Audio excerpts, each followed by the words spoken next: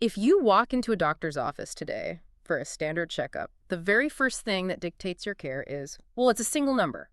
You are 42. You are 55. You are 30.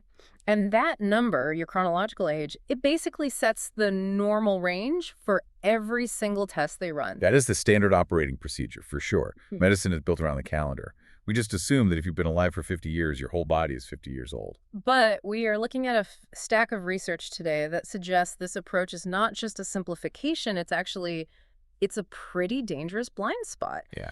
We're digging into transcripts from the ARDD 2025 conference, that's Aging Research and Drug Discovery, and the consensus from the heavy hitters there is that age is a lie. Or, at least it's an average that hides the real truth. It's definitely a misleading average. Okay. The research we are covering specifically from Glenn Pridham, Tony Weiss-Corey, and Vadim Gladyshev, it paints a picture where you are not one single thing. You're more like a confederation of organs. Confederation of organs. I like that. And your heart, your liver, your brain. They are all running on completely different timelines. So that's the core concept we need to get our heads around today. Localized aging. This idea that your kidneys might be celebrating their 70th birthday while your heart is still a spry 45. Exactly. And we have some genuinely startling data on how this plays out, especially with menopause, which looks less like a transition and more like a biological car crash. It creates a step function in the data. I mean, it's basically a cliff. But we also have these new ways to measure the brain that can predict decline more than a decade in advance. So the mission today is to figure out how we can read these hidden clocks. Because if we can read them, I'm guessing we can wind them back, or at least stop them from speeding up. That's the hope. Let's start with the work from Glenn Pridham. He's looking at massive data sets, right? Oh, massive. I mean, he isn't looking at some small clinical trial with 50 people. He used electronic medical records from Israel, which gave him access to millions and millions of data points across a lifespan. And he was plotting these health trajectories. So how different biomarkers drift as we get older. Right. And usually when you see those charts for aging, it's a slope. It's a gentle slide into decline. For men, that is exactly what it looks like. It's fairly linear. Yeah. But when Pridham looked at the female data, specifically around age 50, the lines didn't slope. They broke. They broke. The data just goes haywire. Now, obviously, age 50 is the average window for menopause. We know that hormones, specifically estrogen, drop off. But historically, when I've seen charts on this, it still looks like a curve, not a cliff. So why did Pridham see something so different? This is such an important point about how we handle data. Yeah. That smooth curve we usually see, it's a statistical illusion. An illusion. Yeah. Every woman goes through menopause at a slightly different time. You know, one might start at 46, another at 54. When you average thousands of women together based on their birth year, those individual sharp drops, they just smooth each other out. So the variability is blurring the reality. It's making a catastrophe look like a gentle transition. Exactly. So Pridham's team did something incredibly smart. They borrowed a mathematical tool from astronomy to fix the image. The astronomy analogy. Okay, I want to understand this because it sounds like more than just a neat trick. It was actually necessary to see the data clearly. Oh, absolutely necessary. I mean, think of an astronomer trying to photograph a crater on a distant moon. The atmosphere distorts the light, so the image gets all fuzzy. Right. To fix it, they use something called a deconvolution algorithm. In this case, it was the Yogan algorithm. It mathematically calculates the distortion, the blur, and then subtracts it to reveal the sharp original structure. And in this medical context, the blur is the difference in timing between when women start menopause. Precisely. They use the algorithm to align women not by their birthday, but by their biological event day. And the moment they de-blurred that data, that gentle slope just vanished. It was replaced by a vertical drop. So biologically speaking, the female body doesn't age during menopause. It just, it shifts states. It falls off a ledge. In a span of about 1 year, estrogen levels drop by 70%. 70, wow. That is a massive withdrawal of a master regulator. And Pridham found that this triggers a shock wave across 13 different bodily systems simultaneously. 13 systems. That really drives home that this isn't just reproductive aging, this is whole body aging. Let's drill down into a couple of these because the mechanisms are fascinating. We expect bone density issues, sure. That's the classic one. Estrogen inhibits bone breakdown. So when that estrogen floor drops out, bone turnover just spikes. You see a marker called bone ALP shoot up. So the body starts dissolving bone faster than it can build it. Right, and that is why osteoporosis hits 20% of women by age 70. But the one that really got me was the kidneys. What is the connection between the ovaries shutting down and, like, kidney failure? This is a perfect example of how interconnected our physiology is. It turns out estrogen plays a key role in regulating thirst signals in the brain. Thirst signals. Yeah. When estrogen crashes, that thirst signal gets dampened. Pridham found that postmenopausal women essentially stop drinking enough water because they don't feel thirsty anymore. So they're walking around chronically dehydrated. It's a low-grade chronic dehydration. The data showed a huge jump in what's called plasma osmolality. That's just the concentration of the blood. Okay, so if your blood is getting thick, like syrup. Your kidneys have to work overtime to filter it, and that mechanical stress accelerates kidney aging almost immediately. That is wild because it's a biological change driving a behavioral change. I'm not thirsty, which then causes actual organ damage. And theoretically, if you knew this was happening, you could just force yourself to drink more water. Exactly. It is a solvable problem, but only if you know the mechanism. If you just look at a standard blood panel, you'll see the kidney stress, but you might not connect it to the menopause transition. And Pridham also saw the liver taking a hit. Oh yeah. Markers of hepatocyte damage, that's liver cell death, they jump up. Lipid metabolism goes chaotic. It's a total metabolic storm. Now, he used a phrase that sounded like it came from a physics lecture, something about complex systems theory. He did. He said the body behaves like a financial market before a crash.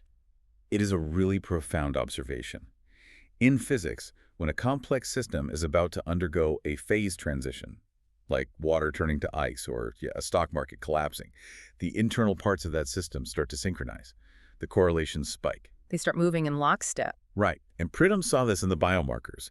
Just before the menopause cliff, the correlations between the liver, the kidneys, and the heart, they all tightened up. The body kind of tenses up biologically. An early warning sign. It's an early warning sign that the system is unstable and about to shift. That is spooky. It's like the tremors before the earthquake.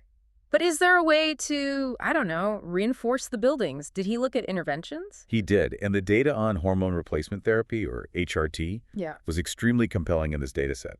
When they looked at women on HRT, those vertical cliffs we were just talking about, they turned back into bridges, the lines just smoothed out. So replacing the hormone prevents the shock to the system. It buffers it. It basically tells the bones and the kidneys, hey, it's business as usual. It mitigates that acute aging spike. There was one exception, though. There's always an exception. CRP. It's a marker of inflammation. Oral estrogen pills actually cause CRP to rise, which is likely because the liver has to process the pill first. But transdermal patches, they didn't spike the inflammation at all. That's a crucial distinction. The delivery method really matters.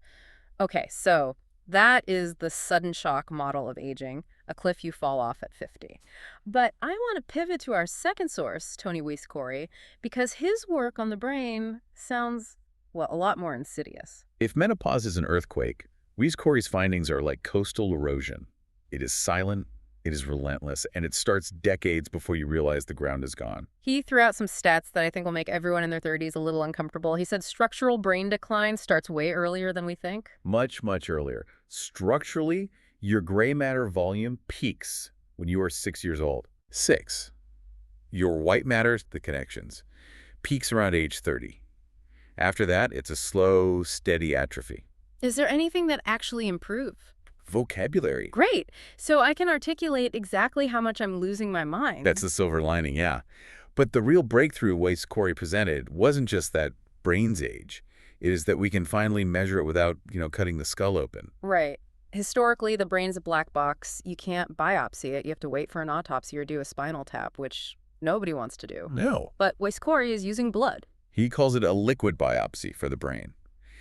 His team identified these specific proteins that originate in the synapses, the actual junctions where neurons talk to each other. Yeah. When those synapses break down or remodel, they shed these proteins into the bloodstream. I have to challenge this for a second, because this is where I get skeptical. The blood is it's full of thousands of proteins from everywhere in the body. Yeah.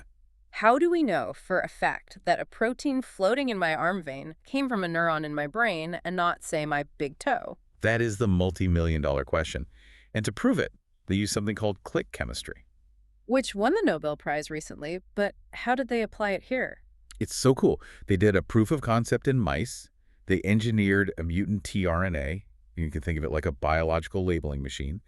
And they injected this machine only into the brain neurons of the mice. So they tagged the merchandise at the factory. Exactly. Every protein that was manufactured inside those specific brain cells was stamped with a chemical tag.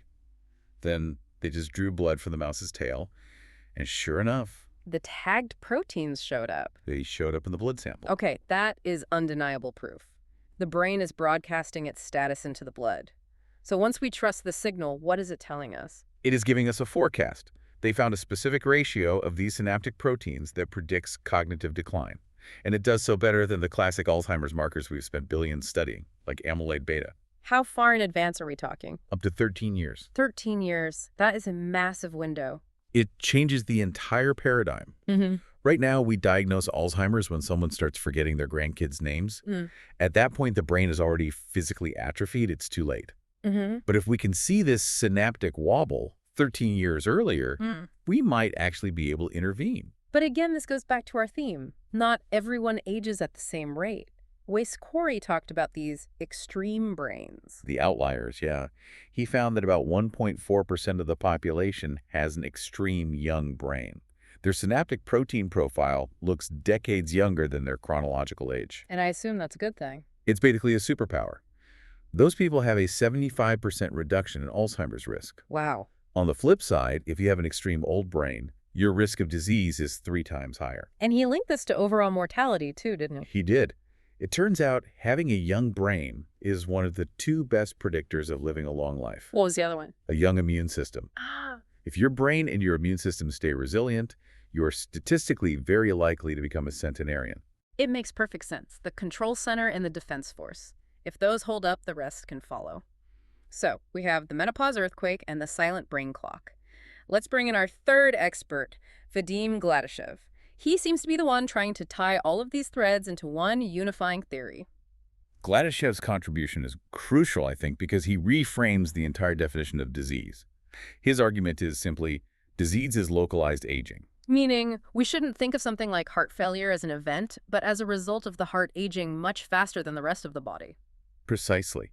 He argues that instead of diagnosing a disease, we should be diagnosing the accelerated aging that causes the disease. If your lungs are biologically 70 years old, but you're only 45, you are going to develop COPD. It's inevitable. So he's just confirming what the others found. We're a mosaic of different ages. Yes, and he actually validated Pridham's menopause data independently. When Gladyshev ran his own organ aging clocks on women, he saw that same vertical jump at age 52.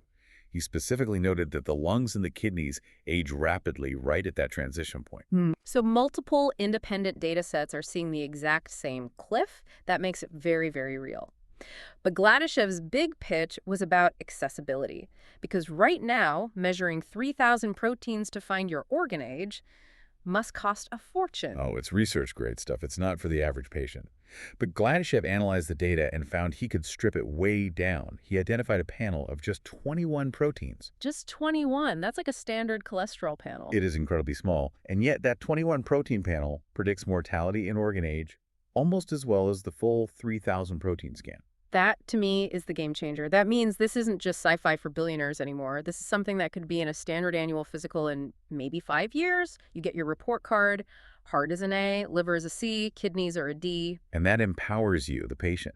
If you know your kidneys are the weak link at age 40 and remember the whole dehydration issue, you can aggressively manage that specific system before it fails. You treat the aging, not the disease. Exactly. However, Gladyshev didn't just bring good news. He highlighted a historical trend that I found a bit unsettling about our development as humans. The acceleration of the human life cycle. Yeah.